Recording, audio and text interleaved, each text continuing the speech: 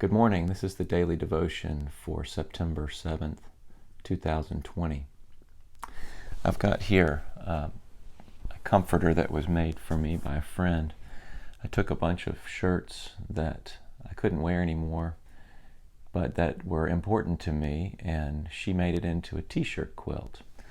One of the shirts that is part of the quilt is a shirt that was part of a campaign that my sister and her family were involved in years ago, trying to encourage others to be peacemakers in the world. This is a dove, the statement, lend a hand, take a stand, pray for peace in every land.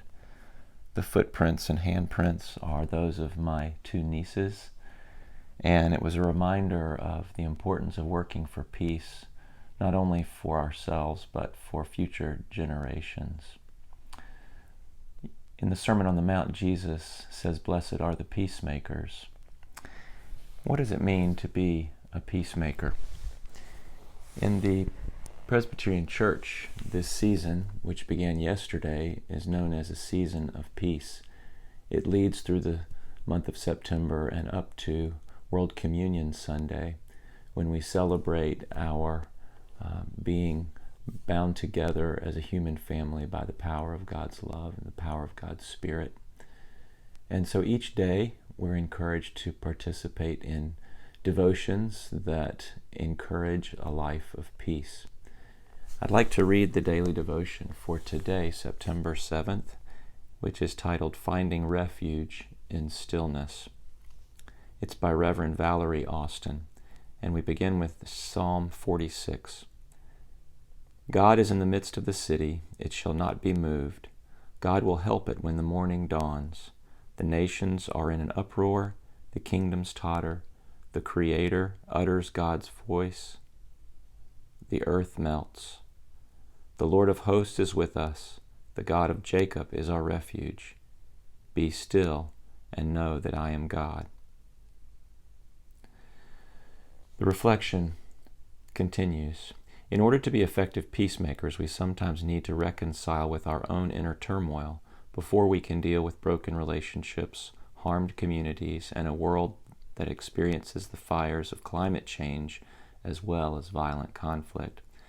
There are times when we will unwillingly have to sit with ourselves. For some of us, this can be as mundane as waiting for an appointment to begin or waiting online. Some of us have experienced this acutely during the pandemic season of social distancing. Whoever we are and wherever we may be in life, there will be times in which doing absolutely nothing will be our best solution. To be still and not reach for that next activity, move on to the next chore, or write the next email can be a great challenge for many. To be still and to be at peace with ourselves is a gift that the divine longs to give, if only we would learn to receive it. Sabbath time is preparation for the work that Christ calls us to do. Sometimes when circumstances are less than ideal, or when life has not yet met our expectations, we may begin to listen more intensely to voices that demand constant productivity in an attempt to gain a sense of control. This striving can cause tension within us as our spirits wrestle against busyness to find space of stillness. Even as we may remain in constant motion, this wrestling can be quite uncomfortable and can even cause our physical bodies to become unwell.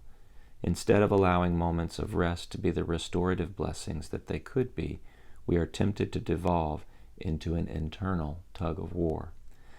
Dear friend, we must allow ourselves to quiet these voices of demand, to be still in the simple satisfaction of who we are, as we are, with all the successes and all the disappointments. Just let them be. We're invited to rest as we remind ourselves that each person is a marvelous creature created in the image of the divine. We can allow all these suppressed feelings to exist and fall under God's divine gaze. With God's grace comes far greater confidence for action.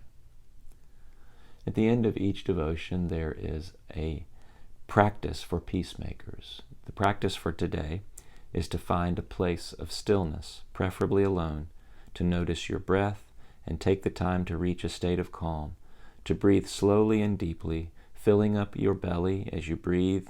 Note whatever feelings and stresses arise. Perhaps there's tension or stress that feels tight on your shoulders or chest. Perhaps there's a sense of guilt or regret. You may notice more than one feeling or not much at all. Imagine divine eyes looking upon each thing that you feel, a presence that is gentle and understanding. God accepts all of these thoughts and feelings as you notice them. Continue slow breathing. Refocus yourself again by listening closely to your breath. On the inhale, think peace, and upon your exhale, think release. Continue for however long you may need to do this. And then finally, there is a prayer at the end of each devotion. So please join me in prayer.